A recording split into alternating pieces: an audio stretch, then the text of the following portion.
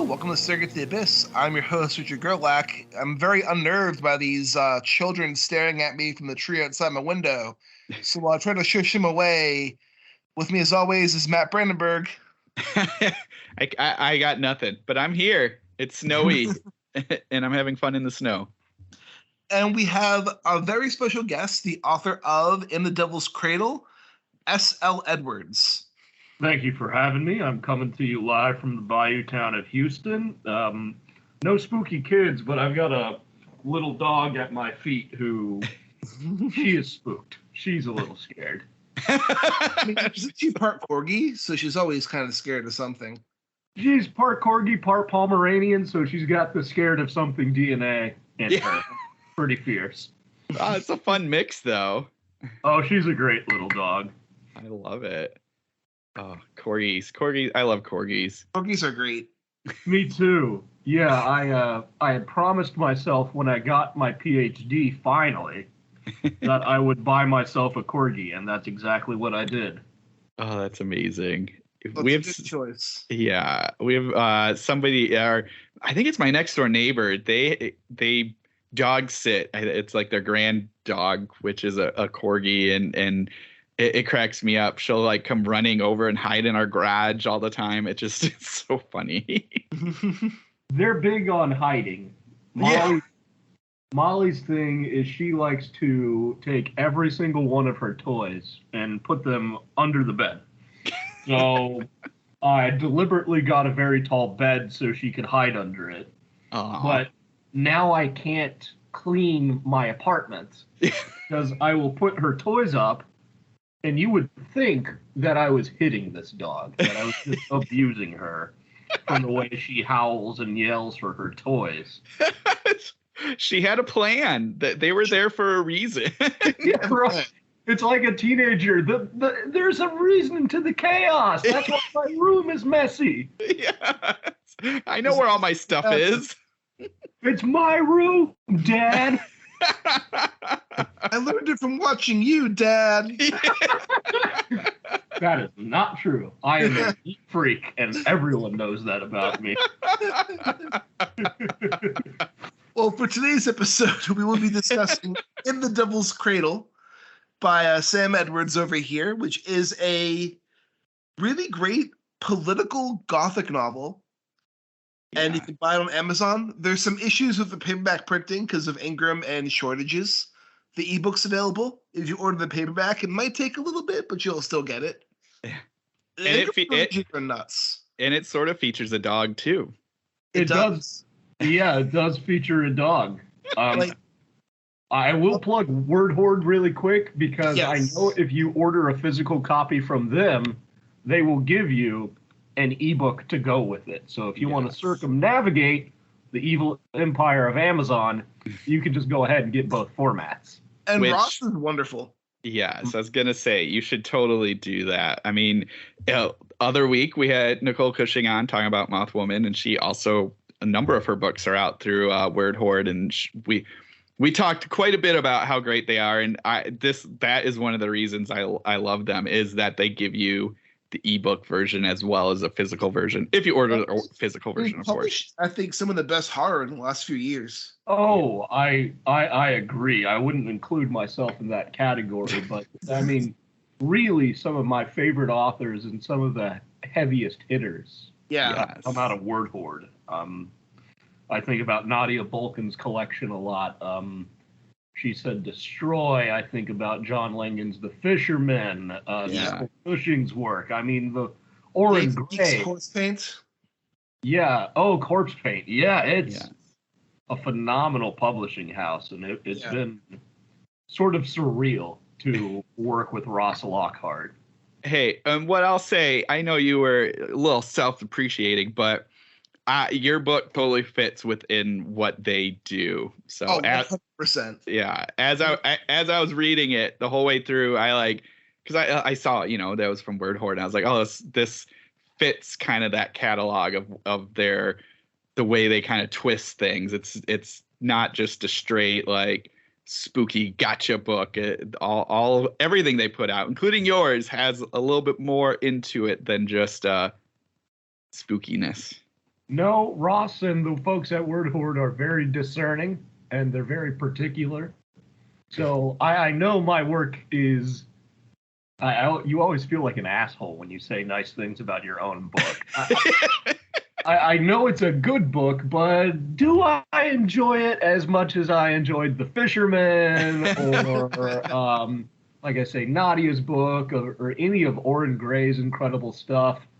I don't know, but maybe I'm biased.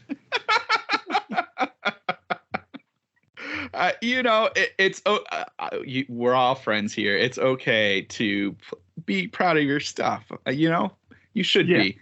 And we'll get into it. Not to change our format or anything fun like that, but just what you did with giving us this awesome view on a country in turmoil and what's happening. And again, we'll talk about that in a minute, but just what you put in here, it was just so fascinating to get that view, especially from who you give us the views from. I think it was, I was in that for sure. Well, thank you, Matt. No problem. But we'll talk about that soon. Before we dive into Devil's Cradle, we like to give some media recommendations and kind of give a rundown of some stuff we've loved or hated in the last week. And just give our audience some stuff to pick from. Yeah. I have been spending most of this week doing one of two things. Reading One Piece. I have embarked on the One Piece adventure. I am 100 chapters out of 1066. So we'll see how it goes. So insane. Is it the same? Is it the same writer throughout all of it? It's the same writer throughout all of it. Holy cow! And when did it start? I think it started in 1996. Jeez. That is stamina, is what that is. That's what I was thinking. It's Japan, man. Honestly, I feel bad for mangakas a little bit. So One Piece started in 97. There is 107 physical paperback volumes of One Piece. No, 104 physical paperback volumes of One Piece. But it started in 1997, and it goes to this day. And I think Oda has only the mangaka. I think he's only taken a few weeks off within all these years. Oh, but I could go in a whole thing about how manga authors are super overworked, because they are. Yeah. Oda is a bit different, because part of what Oda has done with One Piece is he's hired lots of assistants, so he can effectively take a week off and just do a storyboard, and then his assistants will take care of everything else. Because he's established a name for himself. Yeah. Other authors I'm a huge fan of Yoshihiro Togashi. He did Yu Yu Hakusho and Hunter x Hunter. Those are the two things he's really known for. Togashi's a perfectionist, and he refused to hire any assistants. And he effectively ruined himself working on Yu Yu Hakusho for 4 years nonstop. Because he didn't want to hire any assistants because he was a complete perfectionist, he spent 4 years working 20-hour days, 7 days a week, getting 4 hours of sleep at night for 4 or 5 days. That's insane. And he just had an anxiety breakdown. Yeah, no thank you. Yeah. So, these people are insane. Togashi takes breaks now. He's in a better place now. But these people are legit. They just go hard. Yeah. And I can respect the hustle, but at the same time, you need to take time for yourself. And unfortunately, with American serialization, because we understand when we're doing getting serials in America, the serials are effectively a TV season. So we'll get X amount of issues in a serial, and then they'll stop for a few months, and then they'll do more later. Whereas there is no stopping. It's just a constant production schedule. I think the comic, and I don't know much about manga. I've dabbled in anime, especially during the pandemic, where I was I need comfort food. Yeah. Give me the stupid kids that don't know how relationships work. Absolutely. But I know the comic that really did the model you're talking about there, Richard. That would be Brian K. Vaughan's Saga, kind of normalized taking breaks in. I love Saga so much. I like it a lot too. I have friends who disagree with me. They don't really like Brian K. Vaughan's writing, which I get. I've seen some legitimate criticisms of his writing. Yeah. I will say, from my experience, he's a nice guy. I met him in like a Hollywood signing. He signed all of my comics that I brought him, including I've got this Swamp Thing hardcover that every time I have somebody who has worked on Swamp Thing in a convention, I go and I have them sign this. And I've got Bernie Wrightson's signature, Lynn Wine's signature, and Brian K. Vaughan saw those signatures and he said, "Are you sure you want me to sign this?"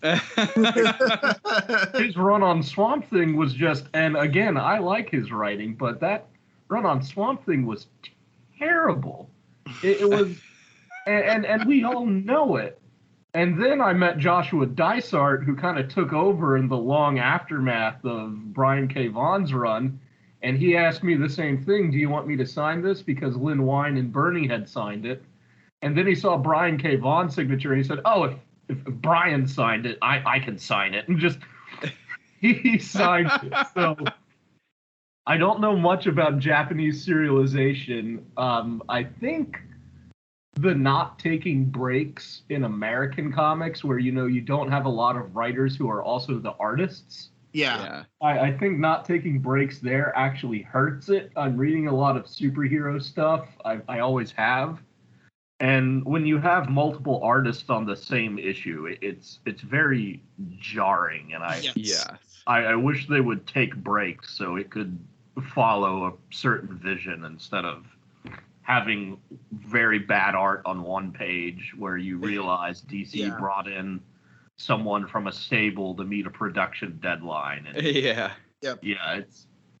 it's bad. So I'm a big fan of American comics too. I like comics as a medium. Manga is something I've been into since high school, so I know kind of a little bit more about it. And even dabbling in anime, like anime has moved itself more to a TV show production where it's like season 1, then the staff gets a creative break until they tackle season 2.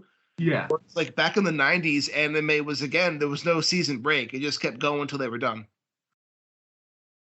And like, which is it's an effective way to tell your story, but it's also an effective way to destroy the morale of everyone who's working in the project. Right, yeah. Now you're seeing this culture replicate itself in video games, which I'll wait my turn before media recommendations. But this crunch time nonsense in the gaming industry just is ridiculous. Yes. Well, I will say my other thing, speaking of video games, is I've been playing God of War Ragnarok. Yep. Which, for how well that game runs, they haven't had a lot of crunch time on that shit.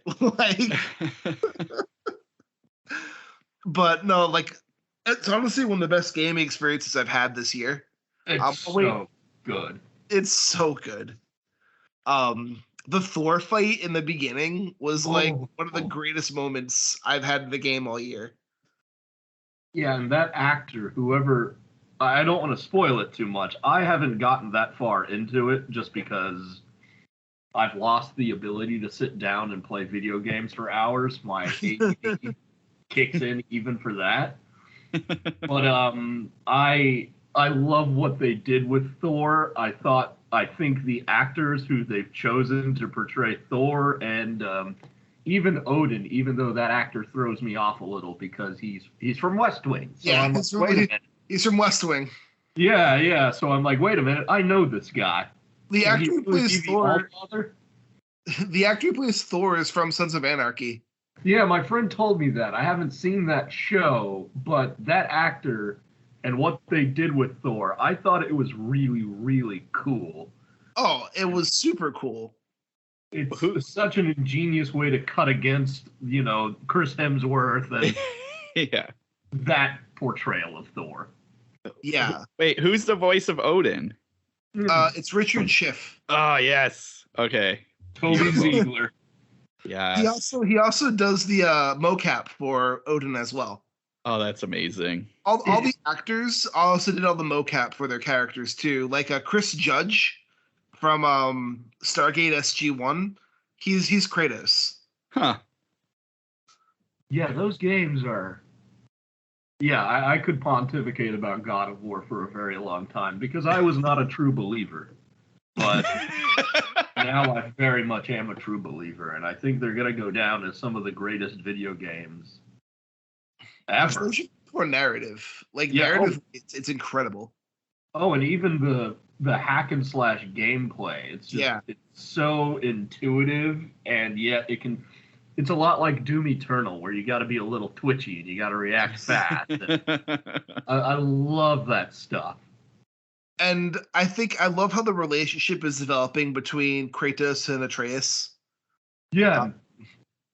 It's definitely grown. Now he's a teenage little shit. And I'm like, teenage little shit. But I mean, he's seen a prophecy about himself, and he's curious. And Kratos would rather shelter him. Yeah. Kratos knows if he lets him go, he might make the same mistakes that Kratos made. And he doesn't want that for his son. Which is, I think, a very that's the core to telling any great story like this. I think Grant Morrison was the one that said, if you're writing a Superman story, the key is to have a core that's a normal story. So you have a family reunion, but your family's visiting from different dimensions and things like that. So here you've got a father-son story, and the dad's worried that the son's going to make bad mistakes and bad decisions, and he knows that's a possibility because he's made them himself. And that's a very normal thing. That's something that I think all good fathers worry about. And it just so happens that this dad is a god killer from Greece and his son is Loki. So, it just so happens. But I think that's the core to telling any crazy story like that, is to make the scale of it very big, but the core of it very small. And they did that so great with this game. Yeah, I could talk about it for a while. Yeah, I'm about 10 hours into it. It's not really spoiled too much. I'm still waiting because I know they're going to do something super epics eventually. I'm still waiting for a scene to top the 2018 God of War, when he returns to the cabin and digs out his old Chaos Blades from the old games. And that whole scene in the 2018 was just so fucking epic. The one that stood out to me was when he's on the boat and he begins to either hallucinate Athena or she was really there. And the color palette was red and she doesn't say anything, and I got chills. Yes. I am waiting for, I've read the prophecy of Ragnarok. I read the myth. I'm ready for the moon to disappear. I'm ready for giant fucking wolves. I'm about 3 or 4 hours in. So yeah, I'll probably be at this game for a while, but I'm just doing my best to avoid spoilers. It's about a 30-hour game of what I understand. Well, then after that, I reserved the Callisto Protocol, which is from the guy that did Dead Space, which is a very good space adventure game. It's a really good space adventure game. I hesitated to call it a horror game because horror, as we all know, can't take place in space. No, horror definitely cannot take place in space. It can't take place in space because there are no haunted houses in space. So yeah, that's just math, people. Don't get mad at me. That's math. But yeah, I'm looking forward to that one too. It's a good time to be a horror gamer. It is. Really good time to be a horror gamer. And I'll say this, besides the One Piece, which I will say I am very much enjoying the One Piece manga. I'm still working on the new Cormac McCarthy novel. I'm almost done with it. Get ready. It is quite a fucking trip, man. Yes, it is. I like it, but it's definitely weird. Yes. And I also decided to watch The Endless because I wanted to introduce a friend of mine to The Endless. I love it. It's always fun introducing somebody to that movie and watching them understand what's going on. They're just like, what the fuck? am I watching right now? Oh gosh, those guys, they're so good. I love Benson and Moorhead. I think those guys are some of the best horror directors working right now. Yeah, it's amazing. Like, bar none, they just put out incredible material. Pretty much, yeah. But Matt, what about you? Well, to, let's say, tie into our comic book discussion and Richard Schiff, I saw Wakanda Forever. Ooh, I need to see that still. Is Richard Schiff in Wakanda Forever? He is. And that, what I'll say is that's not a spoiler. That doesn't, it's because it's Marvel and it's MCU, so they have this tangential character that I think will show up in some other stuff, but he's only in this for like a minute. And so it's worth seeing him just because it's Richard Schiff and you're just like, he's amazing. But he's showing up everywhere. Okay. Yeah. He, I don't know, maybe he needs some money. He's hanging out Midgard, then he's in Wakanda. Where is he going next? Maybe he's planning retirement, so he's starting to hop around in some stuff. But no, so I won't spoil Wakanda Forever because I know it just came out. It is so good. Is Wakanda Forever, Matt? I will not say. You have to see it. What I'll say is let's see, it does an amazing job with giving respect to oh my goodness, why am I drawing a complete blank on names? Sorry. Chadwick Boseman. There it is. That's the name. It does an amazing job giving a lot of respect and like again, this isn't spoiling it, but Marvel logo usually appears. It's all Chadwick Boseman scenes in that, and you get ready, get your tissues ready because you're gonna cry at least 3 or 4 times in this movie. But the way the story works so well in this, like it doesn't feel like they were scrambling, which if you've read all the stuff about Ryan Coogler writing this and everything like that, he wasn't. He took his time making this. And I think Marvel was smart in just letting him do his own thing and not trying to interfere because it's his own movie and it's him processing this grief. And it worked. The story works so well with this concept of T'Challa not being there. They do a great job of what that is. It's not like he's, it's not some cheesy TV show where he's got to go to like another planet or something. They do a really good story with that. The guy that is playing Namor is amazing. I think this might, and somebody might correct me, but I think this is his first movie, but he does such an awesome job in this. And the story of his people in this is just so great. I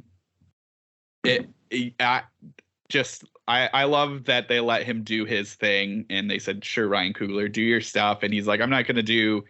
It's a Marvel movie, but it's definitely a lot more than that."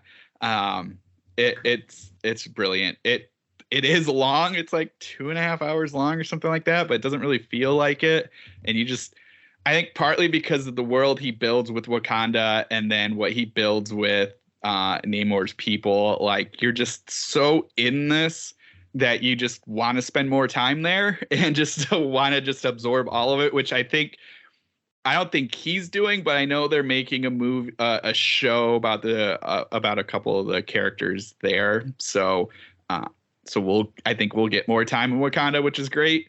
But anyway, it's a great movie. Hope everyone sees it because I think everyone will really like it. Otherwise, let's see. This week was novella week. I read Patrick Barb's Gargantuana's Ghost. Ooh. Which is a very fun story about it's almost a King Kong story, but not a King Kong story. It's New York. It is now. And there is a King Kong type giant ape called Gargantuana who gets brought to New York back, I don't know, probably 30s, again, tying into like King Kong time. But it's a ghost now. And so it's just this kind of story about like the one main character, he's just like a black teenage boy, and so he's dealing with that kind of, you know, race and people looking at him a certain way and treating him a certain way. There's an older woman who was kind of the King Kong whisperer, or Gargantuana whisperer in this case, and so she's old now. And again, it's kind of dealing with old age and living in a big city and how that kind of works, and just what happened to this ghost and what happened to this ape, and the three kind of coming together. It's short. It reads fast. I'm a huge fan of Patrick Barb. I read Cosmic Horror Monthly. In the last 3 or 4 months, they've been doing a serial of his called The Nut House about these squirrels, and it's so good. So anyway, I'm a huge fan of his, and I think he's got like 2 other novellas coming out or are already out. So he's like on the verge of kind of exploding, I think, which is great. I think he deserves it. And this was a great one. So Gargantua's Ghost. And then I think we might be talking about this, so I won't go into too many details, but I read Betty Rocksteady's Soft Places. And this is another great one. I'm a huge fan of Betty Rocksteady as well. I've been following her work since, you know, I think whatever the spider love story was at Erect something or other. But like this one's just awesome because again, if you follow her on Facebook or Twitter, she does a lot of artwork. And so this is kind of her hybrid novella, graphic novel esque thing. So there's graphic novel sections, and then there's story sections, and it all ties together. And the graphic novel sections make sense for what the story is and what she's telling, which is about a young woman who we find in the middle of the road, naked, talking about craziness. And she gets taken to a hospital and meets this Dr. Gone, who is not what he appears. And then it just turns into the girl having an eye in the middle of her forehead, and she can kind of see this other world. And it's just this wacky, crazy kind of heartfelt story about like victims and what that means and what you can tell about victims and everything like that. So I loved it. So Soft Places, Betty Rocksteady. You should definitely check that out. So that was my week. And Sam, what about your week? Besides Dad of Boy Simulator. Yeah, besides Dad of Boy, my fiction consumption is a little down these days because I'm in the middle of wrapping up my class. So in terms of media, I have been glued to the election results. Yes. Like obsessively and in a not healthy way. And I think a lot of political scientists do that. I've been obsessed over these election results myself. There's something worth discussing perhaps later on when I answer questions about In the Devil's Cradle. But yeah, to spoil my thoughts on those results, it's a different concern. This moment we are in, because I think a lot of pundits are talking about it like it's over, but democracy, if big D democracy is supposed to stand, it is a continuous process. And for the moment, it seems that the people who would be the biggest threat to that process did not win their elections. And so this is a very, very positive thing, but it's also something to watch in the future, because there's always a chance that these people come back, that these bad actors, these bad losers, and I think we should call them that, these bad losers, they really, they have the potential to bring down the whole thing. Fiction-wise, a bit of a lighter note, I've started rereading Mark Waid's Daredevil run. Nice. I was watching She-Hulk, and I really liked the lighthearted Matt Murdock. Yeah. And I love Mark Waid's run because I'm a fan of Daredevil. He's one of my favorite Marvel characters. He's had some of the best writers in the industry. But all of the Daredevil stories, including the current one by Chip Zdarsky, I think is how I say his last name. Yeah. Phenomenal writer, great writer. But, Matt Murdock is always suffering in these stories, and you had Mark Waid come in and say, no, I want Matt to be happy. And so he's kind of a happy-go-lucky Daredevil, and it's so refreshing. The art is fun. Mark Waid typically manages to write superheroes in a way that comes right up on the edge of campy. Yes. But they're still very happy, and there's still a lot of drama there. Novel-wise, I'm going to finish it next week because I'm going to see my partner up in Boston, and I always make a point to read fiction on planes. But The Haunting of Camp Winter Falcon by Jonathan Raab. I love this book. I have that book lined up in my queue. John, you talked about Betty an awful lot. And Betty, what you described about the book is totally in line with her style and her theme. And I'm like, okay, cool. So I got to get a physical copy of that book because as I understand it, she's put a lot of art in this book too. Yes. Yep. And to me, that just doesn't translate the same way on an e-copy. Yeah. But yep. What I will tell your listeners about The Haunting of Camp Winter Falcon is John's first book was called Flight of the Blue Falcon. It was more kind of a literary retrospective on war, and particularly these last two wars in Iraq and Afghanistan.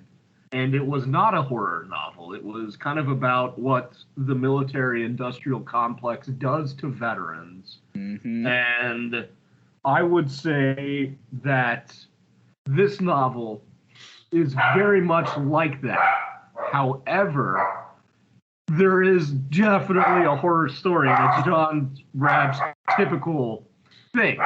You have aliens, you have hallucinations, there's something clearly going wrong. And I love it. And you can hear my puppy in the background, so I'm going to talk to her really quick. No worries. I read that book, so I can at least cover this part. As a vet, when I was reading this book, he definitely hits a lot of time in service and time after service. And it's one of these books where, like you said, there's a lot of horror bits in there that's Jonathan Raab's style, but there's also enough in there that I want this to be almost a manual for people when they have to say work with vets or understand that world, because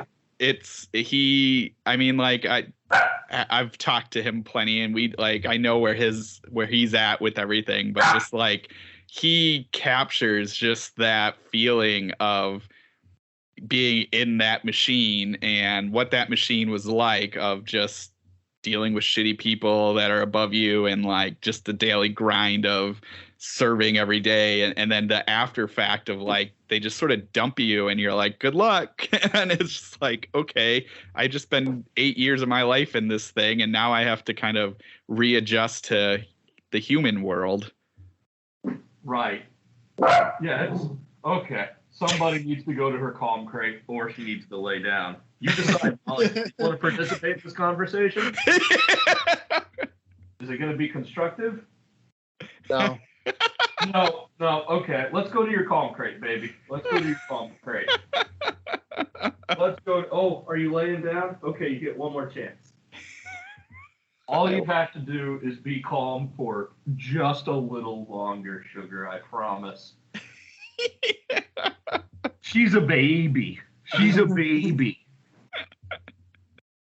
But yeah, no, I love Jonathan's stuff. I will say it's a little less experimental than his last novel, but I always think John manages to capture lightning in a jar. I'll plug one that I'm really looking forward to is Whinery's upcoming novel from Journalstone. Let's see, what's that one called? I think it's called The Country Girl's Guide to Haints. Oh. Myrrh is another one. Yeah, here we go. The Country Girl's Guide to Hexes and Haints. Nice. Ollie, you can't do this, baby. That one is kind of the same style and kind of intellectual strain as Jonathan Raab's, but it's totally different. I love Murr's stuff. I think he is one of the most criminally underread writers in our little slice of pop culture and what we do. He depicts southeastern Oklahoma with such heart and a lot of horror, and it's incredible stuff that he does. So I'm really looking forward to having the opportunity to read that one in December. Nice. Perfect. I'd say it's probably time to change gears and head over to the collapsing island nation. What do you think, Matt? Yeah, I just love the little background. It's like live. It's like secretly a live recording. Yeah. Yeah, like secretly a live recording. So, yes, let's go to Antioch and discuss some political unrest. So, all right, I guess so your author's note, I think, helps a ton. Only because as I was going through this, for our listeners, it's a country in the middle of a coup. It's in the middle of a coup. And we are following William and his family. And William, you do this really interesting thing throughout the whole book. And so I'll get to that. But like, William's a state senator for Antioch, correct?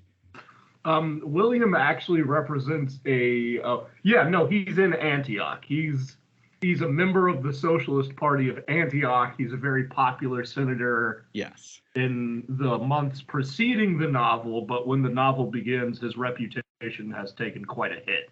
Yes. And so he runs or goes to basically hide because he knows things are happening in this and a very beautiful description at the beginning of the book about this community that's kind of in this spot where these two rivers meet up, and it's like a valley, and the rivers it's Rio Roja, right? Rio Rojo is the name of the town, which these Latin American nations, they don't really name towns after rivers. So I think if someone was going to critique me from an anthropological standpoint, I would say, yeah, it's a fictional nation. Yeah. I made the town, so I'm calling it what I want. Yeah. Let me see. This is embarrassing. I can't remember. Oh, yeah, Rio Primero, so the first river, and the other river is Rio Sangria. Yes. Which I think a lot of people would laugh at the name Sangria, but I had one of my college Spanish professors he would try to spice up Spanish by really talking about the development of the language historically. And he would always remind us that sangria, yeah, it's the drink you have on Sunday brunch, but originally the term meant bloodletting. So it was a medical term. It was what happened when doctors would try to cut out the infection and people would just bleed out. And it's this very medieval term. And I used that name for the river because the iron in the water makes the river appear red. And the symbolism there, I thought it was a good image. Yeah. Oh, totally. Yeah. I loved it. But so, yeah, to get to your author's note. So we're in the middle of this situation, and the author's note, I think, was very interesting, and maybe we can have you dive into it a little bit, because you are talking a bit about your time in Colombia, right? Yeah. Yep, Colombia, and then you also are talking about January 6th. So like that combo, I would love to kind of just have you get a little thoughts on like where all that kind of brought us to this book. Sure. So I wrote the novel during COVID, the early months of COVID, and I thought that I would never have the opportunity to write a novel again. I had, for lack of a better word, kind of escaped Colombia. I was on the last commercial flight out of Bogota. And I actually wrote a short story about that little piece of trauma in my book of The Death of an Author called The Last Mayflies Out of Bogota. But I wanted to make clear to everyone, when I was writing my earlier stuff, I often got characterized by very well-meaning people as somebody who wrote about Latin America or Latin American horror, and I began to really worry that people were taking away from my writing kind of this old stereotype of Latin America's political development. You have a lot of people who still see Latin America as the place where the next coup is going to happen. You have a lot of people who still associate Latin America with very high degrees of political violence. And to be clear, some of these things are true. I'm in my academic life, you have to contend with the reality that outside of war zones, with the region called the Northern Triangle, Guatemala, Honduras, El Salvador, outside of war zones, they are the most violent regions in the world with the highest homicide rates in the world. We have to contend with a nation like Brazil, which is a long-standing democracy, has flirted with authoritarianism in its recent elections. And we have to contend with the fact that a place like Colombia, these conflicts remain ongoing. But at the same time, I get really angry when people try to otherize these phenomenon. Like, these phenomena don't happen here, and they certainly happen here. We in the United States are in this intense moment of political polarization. I've never lived through a moment like this. I continuously hope that this moment will end, but it hasn't. And there's this notion that, quite frankly, I'll be very honest, there's this notion that if a country is white, it is somehow exempt from this political turmoil.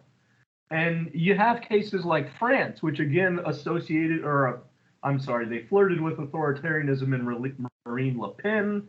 The French military published a letter, officers published a letter saying that they would, prepare for a civil war in France. And in 1961, you had one of the last coup attempts in Western Europe come out of France. So this idea that, quote unquote, Western nations, these white nations, are somehow exempt from the violence and the, precariousness of democracy.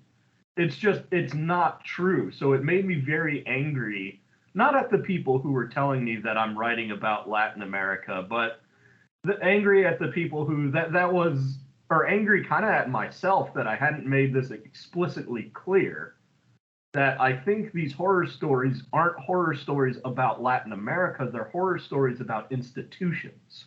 Yeah. They're horror stories about balances of power. And the setting just happens to be Latin America because I've spent quite a bit of time there and I like writing about jungles.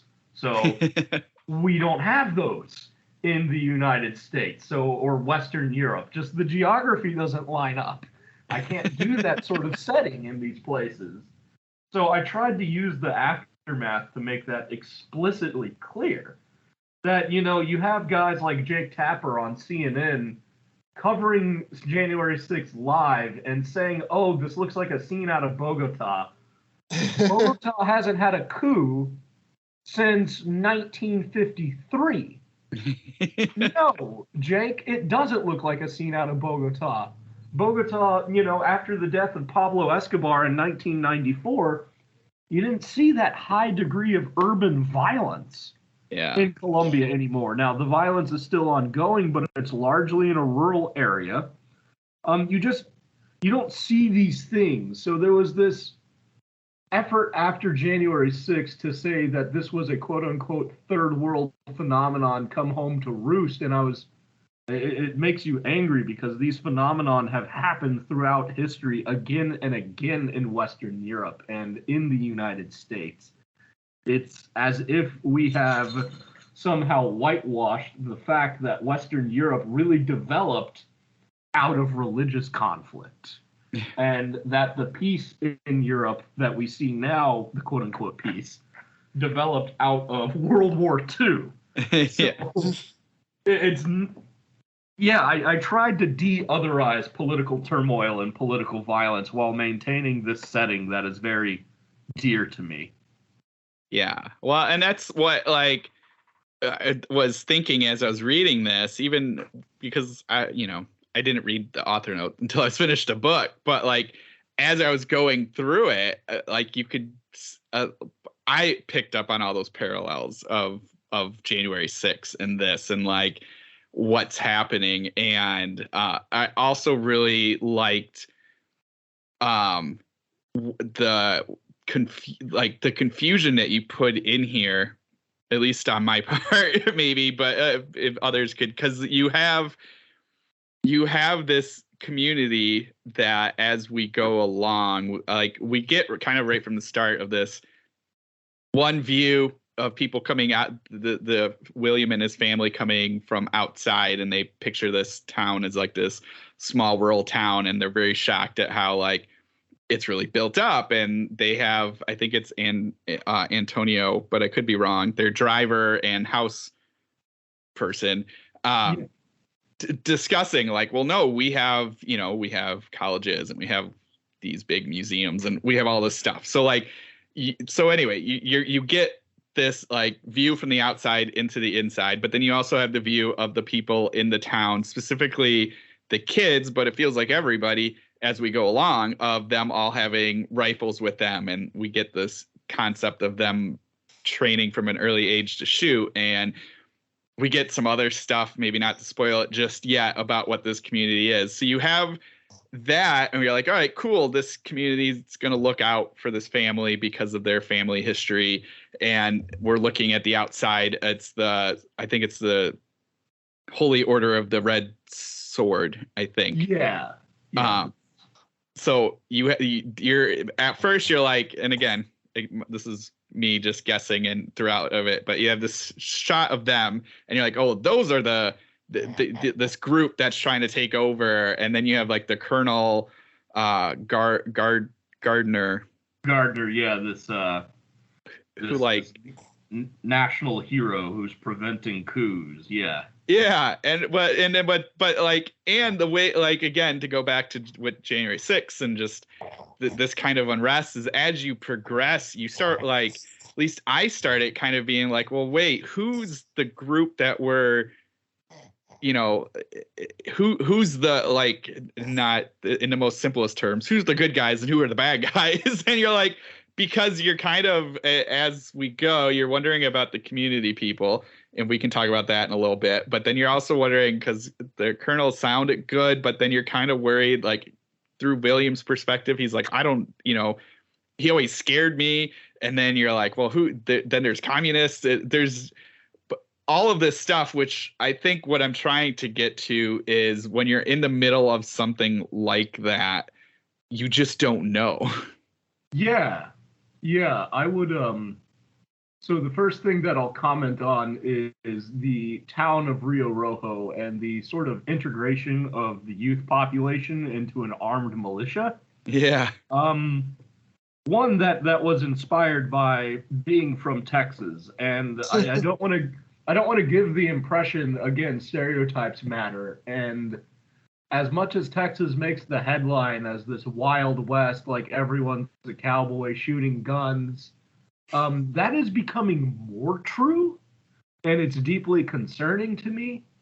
But I will say that one thing that struck me when I was living in California, and I kind of told everyone that I wasn't uncomfortable around guns, that I had kind of grown up with them, and that I had learned to shoot, and culturally, it's a very different approach to guns. I think a lot of kids in Texas are familiar with guns. We're raised with them. And I know that that's very scary to a lot of people and very disconcerting to a lot of people for good reasons. But it's my background, and I wanted to build on it in telling this story. To speak to the confusion, this is true of watching any national collapse. Because to get to the point of a national collapse, a lot has to go wrong. Yeah. A lot has to go wrong. And you begin to look at, okay, so who are the key actors involved? Who are the factions involved? Who are the major political parties? How are they behaving? Who is loyal to what? And a big actor to watch, of course, is the military. And we in the United States, I really want to stress this to anyone who will listen. Take your criticism about the military very seriously, and it matters. But do understand that in many countries, one, you cannot criticize the military. Yep. And in many countries, the military remains the kingmaker, and democracy is sort of conditional on their support. Yeah. And here, thank God, we have a military that, for now, and I say for now because I'm seeing some very worrying stuff. We have a military that, for now, remains loyal to the rules of democracy. Now, I could go on and on about how I think military oversight in the United States is extremely insufficient. But when you have this confusion, when you have this slow-moving national collapse, it's always like that. You never know, one, who's going to come out on top. You don't know who's pulling what strings. You don't know what conversations are happening behind closed doors. And by the end of it, you usually end up with someone unexpected in charge of the country. And I can go and give some historical examples, but I know I don't want to make this a 3-hour podcast. Yeah, I could talk about this a lot. I could tell you about how Augusto Pinochet in Chile was actually a very unlikely winner of the coup because he previously had refused to support coup efforts. And on the day of the coup, was basically forced into it by the head of the Navy, who said they're going to do this with or without him, and Pinochet says fine. And this happens a lot. It's always a surprise when you see who comes out on top. And that's something that I definitely wanted to echo in the novel. Yeah, which it was great because throughout all of it, you're wondering. I mean, because so. For the listeners, you're kind of following from William, his wife Imelda, yeah, and then his 3 kids, and each of them have varying perspectives on what's happening and why they're here. But all of that's to say, like, as you're going, you kind of you're not sure because the story we're catching from outside of the town is all through radio broadcasts or through like the news, which I love that you did that. So like not only do we get to see William or whoever them listening to the radio station and getting what's happening, but almost every chapter I think ends with like either an article or a letter or like a thing like that where you're kind of getting this like broader view of who's doing what and like what's coming, and you even get points from the Holy Order. You get like one of their I don't know you would call it, but you're getting their view on something, and so it's all these different things, and it keeps you kind of on the edge of like, well, what's happening in Antioch and like who's taking over, and we get a lot of political figures that we are introduced to through William and their history and or whatever, and you're like, oh, this person, and then they're like, well, they stormed the Capitol, the president's dead, or whatever. I won't spoil all of it, but like it. So you're, as the reader, you are in the middle of this, just not knowing what's coming and who is on top and who should we like hope for once we get a little bit further on, because I mean, like you're saying, all of this stuff is happening, and if you're not, you just don't know.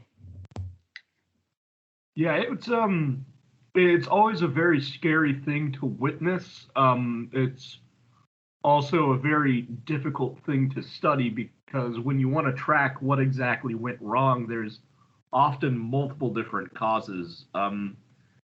You mentioned William, and William is kind of introduced as the central figure. He's the member of the Socialist Party. He's a very popular senator. In my notes, when I was preparing to write this novel, next to William, I wrote Joe Biden if he was actually a socialist. Because I had him as this Joe Biden model, because previously to his election and to his presidency, Joe Biden was someone who was eminently likable.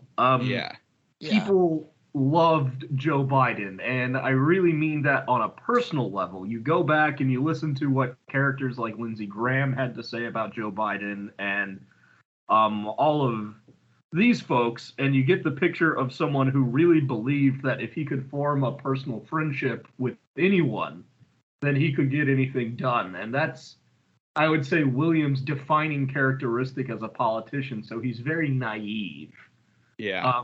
I don't want to lead the conversation, but you mentioned people who are introduced. Maria Martin. Yeah. Is kind of the foil for William. She's, if William's a socialist, Maria Martin is, I would call her a fascist or a proto-fascist. Yeah. She's certainly nationalistic. She's very scary in terms of her worldview. But Joe Biden gave Strom Thurmond's eulogy. And for those who don't know, Strom Thurmond was one of the last segregationists to be in the United States Senate. And Joe Biden was friends with this man. So it's definitely something I wanted to replicate, is the reality that these personal relationships also matter a lot in politics. And when you go back and you study something like a national collapse, it's kind of alarming how much these personal relationships mattered more than preserving democracy, more than preventing violence. It was the prioritization of personal relationships between these elites, either breaking or solidifying them. So that is something that I wanted to portray in this book, is that these personal friendships also matter a lot. And Maria Martin became the foil for William. And I really, to me, honestly, was one of the breakout characters of the novel, even though I find it absolutely repulsive. But well, and you did that so well, because you get, again, with having the viewpoints, especially like at the beginning, William's like, oh, Maria's, getting us ready to stay here in the family home, and she's giving us her housekeeper, and she's looking out for us. So like, you exactly what you said, that you get this viewpoint from this Joe Biden character of like, oh, well, she's great, she's gonna help save them, they're gonna be great. And then you get his wife meeting with her, and it's exactly, you get this other person's viewpoint, and that's when I was like, holy crap, wait, who she's not good. Yeah, this little old lady might be a problem. Yeah, exactly. And so like, which I think is what you captured so well in this, and writing it this way to give us these different views and everything, because you are like, up until that coffee shop meeting, I kept thinking, I'm like, oh, well, she's one of the good ones. She's here to help them, and she's going to help with the country, and blah, blah, blah, blah. And then then you get this coffee shop, and then the other scene, and you're like, oh no, this is not good. I think his problems always come when you least expect them. Yeah. Exactly. Well, and I think maybe not switch gears totally, but just to kind of tweak it a little bit, because especially bringing her up. So you have we've talked a lot on the political side of it, but you do have this nice string of horror going throughout this whole like we'll say supernatural horror, not realistic horror. With two is pretty horrifying though. Well, yeah, totally. But like, you have these people in the woods, and you have somebody in the river, and then we also get from Maria a little bit later what's actually possibly happening here in this country. Yeah. Go ahead. Well, no, I was just gonna say, like, I was like a fun little thing, and I was really wanted to get your thoughts on like who these kids were in the woods and everything. Ooh, I wanna. That's really. Or is that spoiler topic? What can I say about the kids? Let me see. So, yeah, there are ghostly children in the forest, and the people who see them first are William's youngest 3 kids. He actually has 4 kids, William and Imelda do. And they see these kids in the woods, and what can I say about this without spoiling it or the origin of that idea? So what I will say is that the supernatural element of the book is really tied into the sort of meditations that you have to do as a political scientist when you start thinking about things like patriotism, or you start thinking about things like nationalism, or even me. I was talking with one of my friends last night over whiskey, and my friend is actually a communist. I am not a communist, but he's a card-carrying commie. And we both talked about how much we love Texas. As scary as this place is, we still love it. And it's such a difficult thing to explain as to why I would love the Texas flag so much. Why would I love just the culture so much when I know that the government in Texas is so coercive, and it's really targeting not only marginalized communities, but people who disagree with it. It's becoming very difficult to reconcile the love of Texas with the political reality of Texas. And without spoiling too much, I will say that the presence of the supernatural and the nature of the supernatural in this story is very much tied into that question of why we love our nations. Why do we love our countries? I can't wrap my arms around America and give it a hug. That's not something I can do. So why then do we still feel this way? And that's all I'll say about it. It's essential, but it's also like, the way I see it is, it's part of our identity, like where we identify from, or like it helps kind of feed us into our personality. But there's more to it than just that too. Yeah, like Texas is a personality by itself. You know this very well, Sam. Yeah. What was John Steinbeck's quote? Texas is a state of mind. It was, and I think Steinbeck commenting on Texas is one of the best commentaries on the weirdness of the the cultural kind of appreciation for the state, because you leave Texas and there's very few states in the country that have sort of that same cultural loyalty. I can really only think about 3 other alternatives. California has a very strong sense of identity, and I've lived there for some time. And you see the same things you see in Texas. Everyone has the California flag on their shirt. Everyone has it outside of their house. There's In-N-Out merch everywhere, and there's sort of this supreme loyalty to a local fast food chain. The other one, oddly enough, just from the outside looking in, people from Ohio have a lot to say about it, don't they? And let me tell you. And I don't know what it is about Ohio, but I think Ohio's the only other state I can think of where you have that strong sense of identity and very distinct culture. And I would compare Ohio in a lot of ways to Texas, because people from Ohio will tell you how much they hate and love it in the same sentence.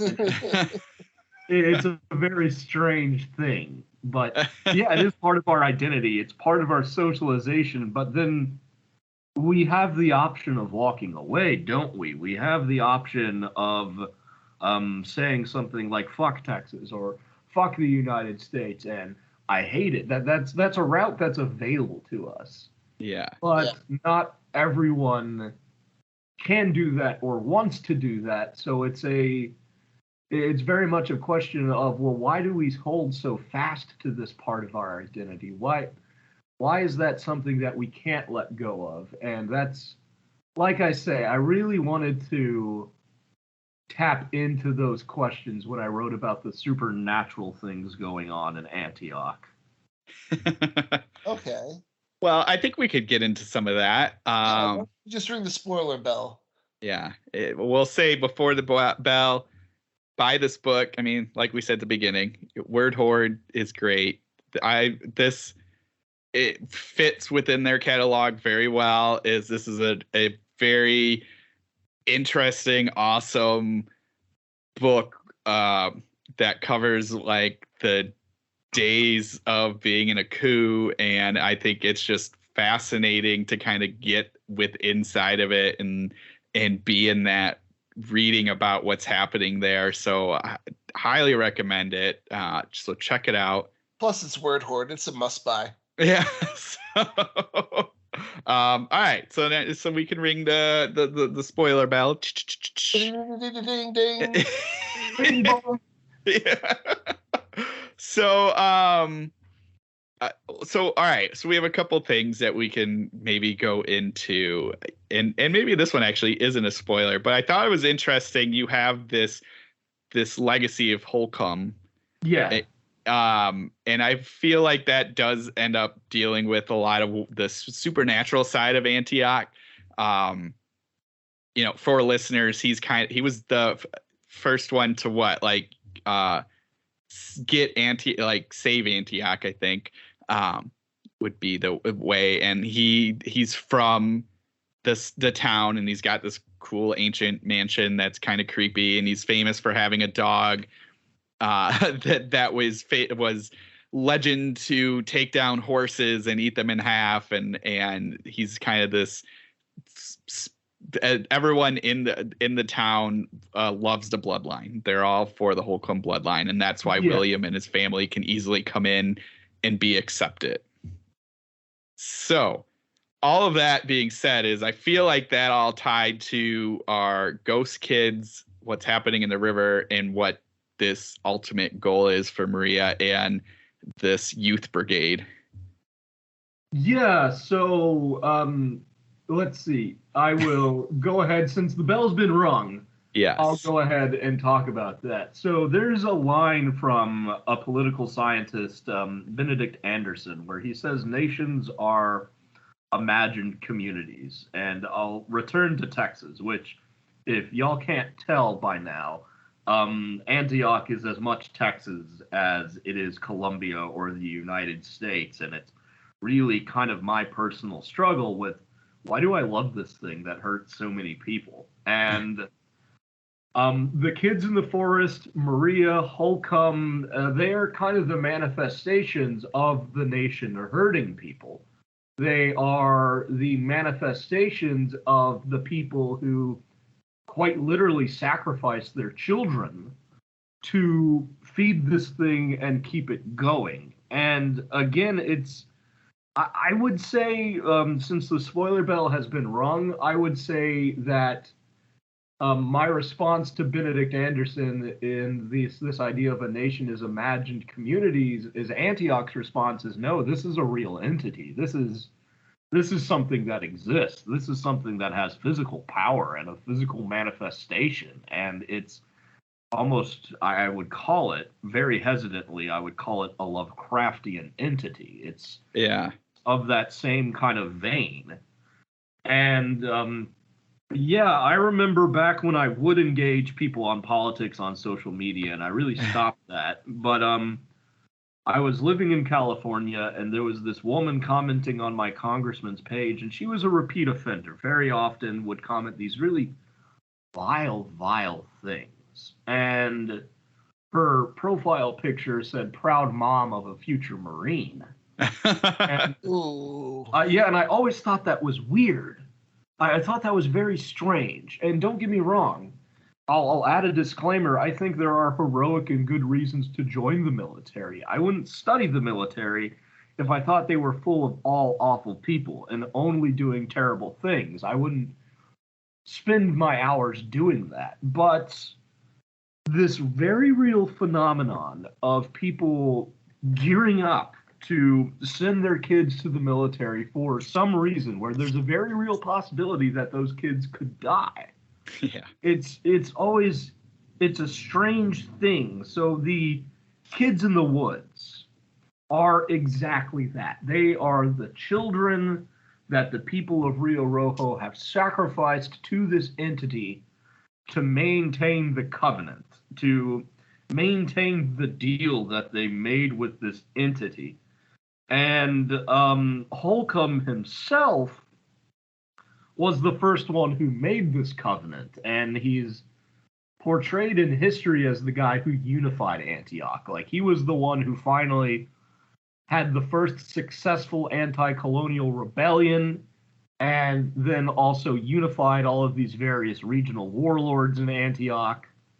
But he's revealed to be the person who has really began the process of sacrificing his own children to the nation. And that is why there's this fascination with the Holcomb bloodline, is it was the first covenant made with Antioch.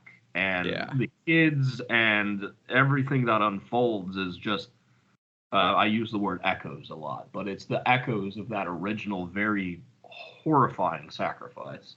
Yeah, which, like, I mean, lots of things in there for sure. Like, I mean, just the fact, even just to go back to, like I said, to this, where this location is in the Devil's Cradle, they call it, and like the Red Blood River, and you have like this perfect little like spot to go to say your like the Lovecraftian kind of concept of this other thing, this Antioch, which is this thing that, you know, is what he did and everything that you said. Like, I loved all of that kind of like perfect storm of like his making this pact with the country. And I think it's so fascinating that it's sort of, and we get it through the I keep calling them the youth brigade, but we keep getting it through the militia, where they're like, this is the, you know, this is what we have to do for the country. And it feels like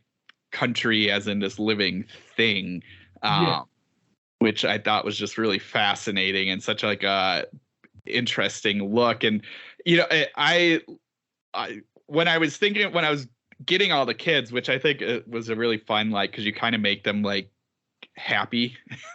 They're like, this will be happy, you'll be like this forever, and like, but you can't see their eyes, but they just seem like they're having fun in a way. And it's fascinating that I think it's the littlest of the at least the three kids that are here. She sees them first, and she's kind of this like thing. But anyway, like, yeah, I think to go to like what you said, like with the Marines and everything, and maybe even to tie it back to a comic, because I've been reading the Something is Killing the Children, and it's a great comic, right? And I just finished. They did a House of Slaughter like run, so it's all about like kind of the house. And anyway, long story short, with that is there's a whole scene about like, well, we're all these monster hunters, but we never really think about the kids, and so a character is like saving the kids, and it's kind of this like, we built ourselves up on the backs of children, and anyway, I was thinking about that when you had all these kids, this kind of this country built on the back of it. So it's good to hear that I was at least in the right vein of where that was going. Definitely. I also liked, and I'm wondering if that was tied to it with the with Holcomb and everything, which is this like mysterious wife that you put in. Was that like, why? Was that like the start of it? Was this wife, and I think she was pregnant and she had a child? Was that like kind of the first sacrifice? Yeah. So that was Elizabeth was his secret first wife that history kind of erased. And in the beginning of the book, you have this really, I think one of the better pieces I've ever written about a woman running from the story of a nation. And yes, that is that is Elizabeth running with her child, and it ultimately does not work. She does not make it. And that was kind of informed by the reality of revolutions and of nation building and country building. Is oftentimes it's, and again, this is not something that is untrue, but countries have a habit of grinding women to dust if they can. And it's, yeah, just the kind of the reality of it. That's just how it is. And so I wanted to write about that and to tell that story with this, I would call it a haunting. I would say we have two hauntings in Antioch. You have the haunting of Antioch itself, this entity, but then also Elizabeth is very much a looming figure in the novel. Yeah. And we do see her, and something's kind of wrong there. And to this day, I'm not even sure I have the best answer as to what Elizabeth's presence is, other than the very real political trauma that nations have a habit of inflicting on women. And that's just the reality of what countries have done and do. Yeah. Well, and it's interesting that she's in the river, and like it's again, one of the themes that maybe I kind of got stuck on too was like this river, this blood red river, and like we see a presence near the beginning in there, and then that's where they're trying to take the like each kid is almost trying to get taken to the river. And it's such an interesting, like this, life-giving water, even though it's full of iron in this case, but like in general. And so like I thought that was like such an interesting theme of what that played into this story. So not to talk about any of that, but to go to a different thing, I loved your bit of a reveal on what William did in the military. I thought that was fascinating, again, to go back earlier about who this character is up until that point. I thought was an interesting twist. Yeah, and that's something that you see that, and since we're in the spoiler section, William is portrayed as this very amicable guy, this naive guy, and in many senses he is, but he has a habit of disassociating. Yeah. And it's a form of PTSD that is undiagnosed in the novel, but it really comes from surviving an extremely abusive household and father. And you learn that William, to make money in the military to send back to his brother, who joins the police, and we never see, I'll call him Big Edward. We don't see Big Edward in the story, but we hear a lot about him because William named his second son after his older brother. But Edward is in the police. He's not making a big salary, but to make money to send home to Edward, William participated in torture, and there were torture bonuses handed out to people for doing something that was very unsavory and doing something that not a lot of people wanted to do. And that again is something that you see play out in history. You have these instances of, for instance, Nazis who killed all these people in mass graves. They would wake these guys up at like 4 a.m. or 2 a.m. They would deliberately disorient them. They would feed them alcohol. They would just drugs, all of these things, to make them participate in this mass slaughter. And then you had the people who did it willingly and enjoyed it. And William was not that type of person, but he very much views it as I would describe it work. It's something that he doesn't have joy in. It's something that he knows how to do, and he's pretty good at it. And it should be very disconcerting to readers when you learn, oh, this guy, yeah, maybe he is the hero of the story, but holy crap, this is what he's capable of. And that's when you learn William doing anything for his family, he does quite literally mean anything. Yeah. Oh, yeah. I mean, because especially just like it comes out in such a smart way in the book. And we get it. He's just like, well, I know what to do to you to keep you awake and keep you alive. And I'm going to do all these things until you answer my question. You're just like, holy crap, this is not good. Yeah, no, it makes you afraid of him for the first time, but at the same time, he's witnessing all of this slaughter, and he's saying it's disgusting, and he hates it, and he only is able to justify it. Yeah. And really accept it quite quickly on the basis that he's doing this for his family.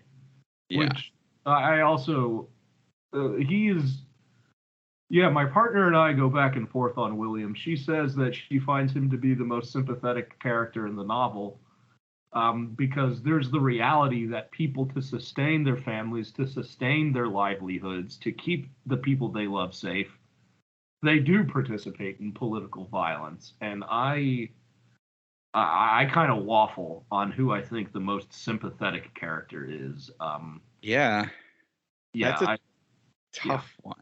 I have a spin-off question, because you're talking about the whole disassociation and like the war and the slaughter that these characters had to get involved in.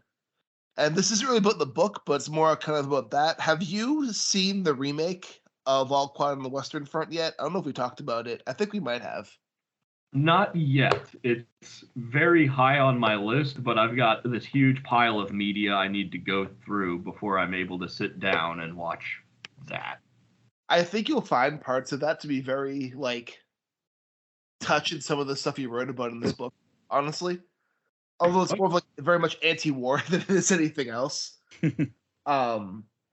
Like there's one part in the beginning which is slight spoiler, but it's also very subtle, so like most people miss it. But the movie opens with like us seeing a soldier fighting in the trenches, and then when he leaves the trenches, it cuts to the movie title, and then later on in the movie we see our character Paul get his uniform, and he goes and he gives the uniform back to the guy, and he's like, "This isn't my uniform. My name's not on it." And the guy rips the name tag off and goes, "It was too small for the other guy. This one's yours." He gives it to Paul, drops the name tag. It reveals the name on the name tag was the kid we saw in the opening credits. Name tags kind of on the ground around it. And it's like a small, like, blink and you'll miss it scene. But it's also like very impactful if like you catch it. Because it's like the idea that like all these kids are dying for their country, but what does it really mean to die for your country? Like, why are you really fighting in this war? Why are you doing this? Yeah, that's exactly what I was kind of grappling with. There's a moment, I think the character who I identify the most with is Edward Esquivel, and he's the second son in this family. Yeah. And he has a moment where he says, "I don't want to die for such a cruel nation," and another character says, "But you will anyway," and he says, "But I will anyway." And that's that's kind of exactly what you're describing there. Is this, why are we doing this? Why are we feeding this thing bodies? And no one really has a good answer except for Maria Martin, whose answer is to keep it existing. Yeah. Because we love it, and that's why we do this. And everyone else is saying, well, is that really a sufficient justification for this? There's also, have you read Johnny Got His Gun? Yes, I have. I read that one. The train scene in that always gets me too. It's just all the bodies on the train cars. Yeah. Yeah, and that was another one that definitely influenced it. Yeah. Yes. Anyway, I just have some parallels between those. So I was like, Cool. Yeah, no, this was I was enthralled in just seeing this stuff play out and just seeing like how it all kind of tied together, and like like the way everything that happens at the end, I was just like, holy crap, I can't believe you're killing some of these people. Left and right. Yeah, it was. Yeah, left and right. These people just die off, and you have some survivors, and yeah, there was I think the hardest moments to write. One was always in the plan, but the other was, or no, there were 3 moments. And since the spoiler tag is on, and dear listeners, please one last time, please return to the book and come back if you've truly braved this far. But when Christopher, who is the oldest son, has kind of been overtaken by this entity, and he's become possessed in some form, and he kills his father, and then Imelda, and kind of her fight or die moment, she begins to see maybe Christopher's coming back, and she's trying to choke this thing out of him, but ultimately kills him too. Yeah. That was a rough scene, but those were always in my outlines. I knew that those were going to happen. The one that I did not expect and still hits me very hard is the one of the middle children, Victoria. She suddenly becomes very brave and dies defending her other siblings from her possessed brother. And that was the hardest one to write for me, because I did not originally have Tori dying in my outlines. But as I was writing the scene, I was like, oh no, this is what needs to happen. Oh God. Someone make it stop. And the reality is no one can make it stop. Yeah, no, that was tough. Getting to that part. Well, and I to go back to Christopher, I thought that was such an interesting thing happening throughout the whole story with him. Like, I thought his story arc was like great. Well, first of all, you capture being a teen boy quite well. I thought just the hate and anger of everything, I was like, oh yeah, I can see that.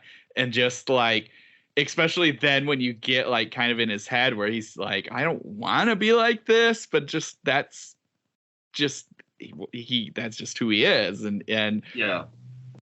And then like this like a thing with Alma Saul, I think. Alma Salas, yeah. Yes, I thought was just like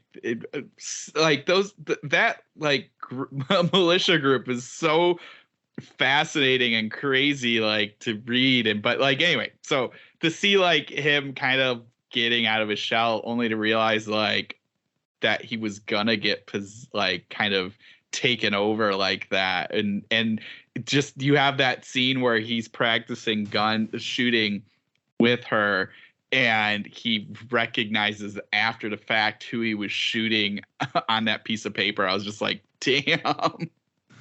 Yeah, Alma is, if Maria Martin is the hardened extremist, Alma and the Youth Rifle Brigade, they are the very real portrayal of youth radicalization and youth polarization. There's a great piece by, and I always use this piece when I teach, a political scientist named Max, no, what is his name?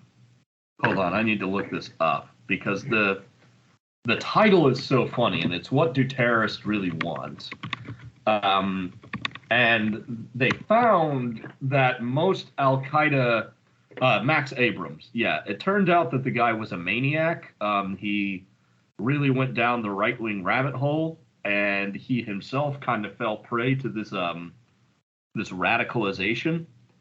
But he found that most Al-Qaeda foot soldiers, they don't really know the basic tenets of Islam. They don't know any of Osama bin Laden's ideological perspectives.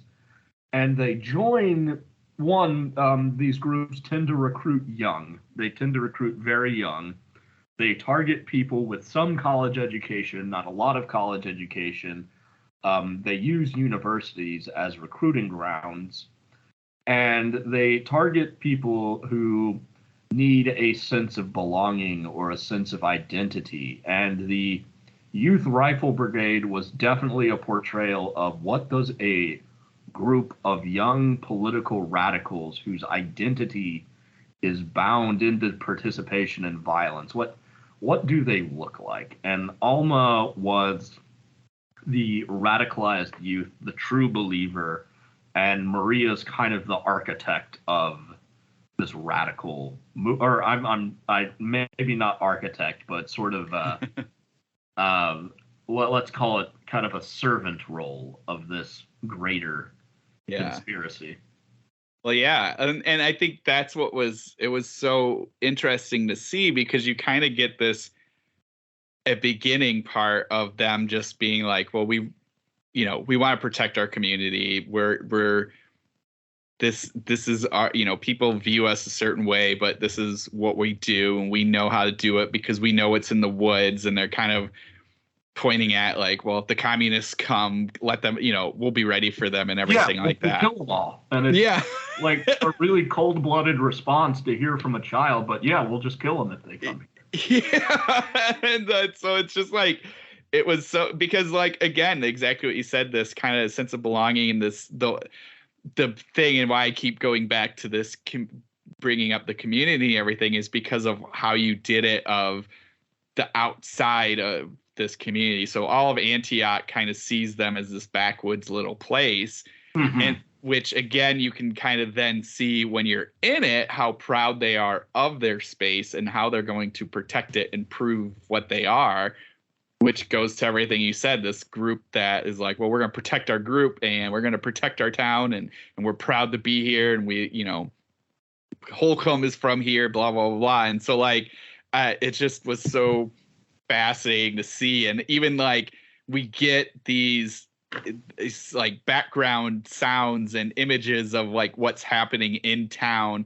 And it's just so like horrifying when you think it's that just these group of kids with guns. Yeah, and they're particularly, I would say, particularly scary are what the youngest members of violent organizations are capable of. It's truly blood-chilling stuff, and I encourage, if you have an appetite for morbid history, look at Sendero Luminoso in Peru, which served as the inspiration for the Holy Swords, this very violent extremist movement. Look at the Tamil Tigers in Sri Lanka. Look at these. Look at the average Al-Qaeda foot soldier. They're 18, they're 17, and they are fully willing to detonate these bombs, not because they have a great sense of their religious faith, but because their cousin is also in Al-Qaeda, or their friends are all in Sendero Luminoso. And I always tell my students that terrorist organizations operate a lot like frats and sororities. Yeah. It's a place for kids to hang out and make friends, and that always unsettles them. But that's the Youth Rifle Brigade. That is what they are. They are a violent after-school club. Yeah. Well, and then you did this thing that I thought was interesting, and I think it was from William's point of view. It was a little bit of the aftermath of that night, and I think it's him.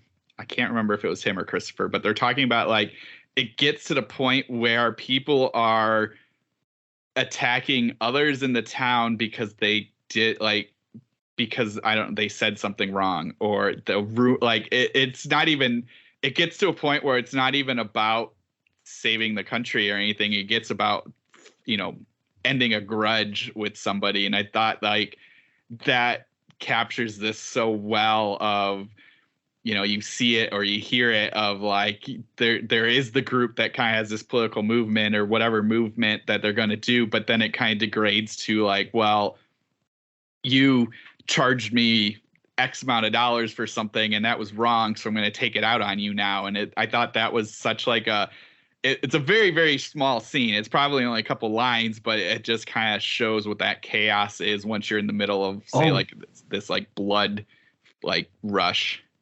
Yeah, that's.